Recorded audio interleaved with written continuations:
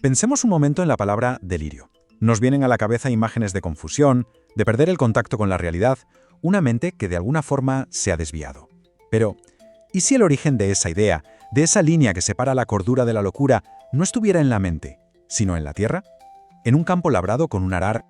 Es la gran pregunta, ¿verdad? Nos imaginamos un muro, un abismo, un punto de no retorno, pero para nuestros antepasados, los romanos, era algo mucho más tangible, mucho más visual. Para ellos era literalmente una línea recta. Pues sea así como suena. El concepto de delirar, de tener un pensamiento errático, no nació en un hospital ni en un libro de psicología. Nació en la agricultura. Y entender esto lo cambia todo. Así que vamos a hacer precisamente eso. Vamos a desenterrar el verdadero significado de esta palabra. Muy bien, pues vamos al lío. Para encontrar la semilla de la palabra delirio, tenemos que hacer un pequeño viaje en el tiempo. Nos vamos a la antigua Roma. Pero ojo, no a los grandes palacios, sino a un campo de cultivo, un lugar mucho más terrenal de lo que se podría pensar. Todo empieza aquí. La palabra, como tantas otras, nos llega del latín, en concreto del verbo delirare. Y es que toda la clave, todo el secreto de su significado está escondido en la propia estructura de este verbo. Vamos a desmontarlo, que es muy sencillo. Por un lado, el prefijo de, que significa alejarse de, salirse de, y por otro, la palabra clave, lira. Y mucho cuidado aquí, porque lira, en latín, no tenía nada que ver con un instrumento musical. No, la lira era el surco, esa línea recta y perfecta que un agricultor trazaba en la tierra con el arado.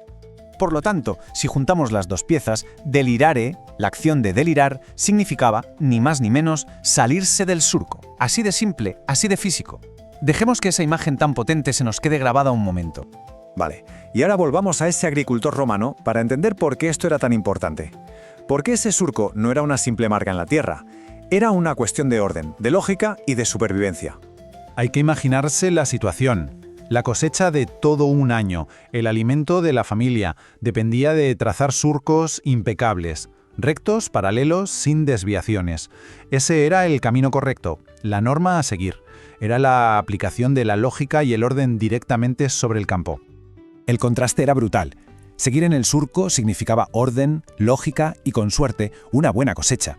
Pero si el agricultor se distraía, si el arado se desviaba, se salía del surco. El resultado, el caos. Un camino torcido, semillas desperdiciadas.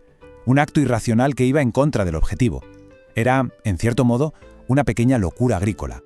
Y aquí es donde sucede la magia del lenguaje. Porque los romanos, que eran unos genios para las metáforas prácticas, vieron una conexión brillante entre lo que pasaba en el campo y lo que pasaba en la mente. Se hicieron una pregunta muy sencilla, pero a la vez muy profunda. A ver, si el campo tiene un camino correcto para el arado, ¿no tendrá la mente también un camino correcto para el pensamiento? Y ahí nació la metáfora. El surco físico se convirtió en la imagen del surco mental. El camino de la lógica, de la razón, de la realidad que todos compartimos. Ese era el camino recto que se esperaba que siguiera una mente cuerda y ordenada. De modo que el significado de la palabra se transformó.